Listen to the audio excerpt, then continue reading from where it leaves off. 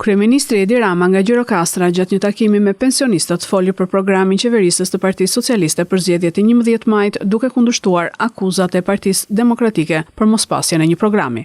Rama theksoi se qeveria ka plan të detajuar për çdo sektor dhe u ndal tek transformimi i arsimit në Shqipëri, ku përmendi përmirësimet e ndjeshme në trajtimin e mësuesve dhe kushtet e punës së tyre. Paga nga 330 euro është rreth 1.000 euro aktualisht dhe deri në vitin 2030 do të arrijë 1.200 euro, tha ai. Sinkron Rama. Kryeministri Rama gjithashtu tha se do ta çojë pensionin minimal në 200 euro dhe atë mesatar në 400 euro.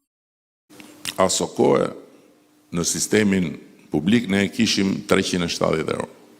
Sot e kemi 1.000 euro paga mesatare. Dhe të mësuesit paga mesatare ka vajtur 9.500 euro dhe plani ynë është që në Shqipëri 2030 të jetë 1.200 euro.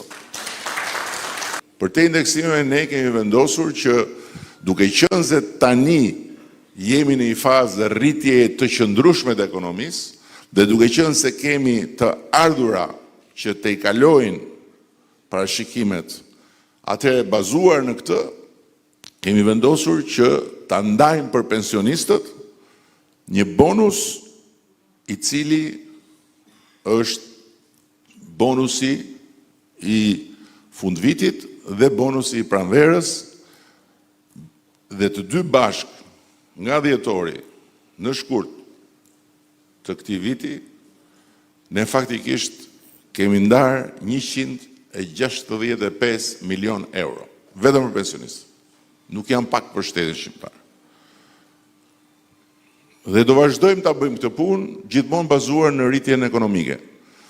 Por ndërkohë kemi përcaktuar dhe 2 piketa të tjera, sepse në fund të ditës, pavarësisht se nga hyrpamja logjike, ne po bëjmë gjën e duhur për të pasur një skem që të jetë e qëndrueshme, dhe ndërkohë që po e them që edhe rritja e kontributeve ka ardhur vazhdimisht në mënyrë të qëndrueshme, kemi shtuar rreth 300.000 kontributorë të tjerë, pra sot nuk luhet me sigurinë shoqërore siç luhej dikur që as nuk i kërkonte njeri, që të arrijmë që të kemi një pension minimal 200 euro, pra pavarësisht se ke punuar, s'ke punuar, ke bërë ç'ke bërë, pensioni minimal të jetë 200 euro, dhe të arrijmë që për të siguruarit të kemi një pension mesatar 400 euro.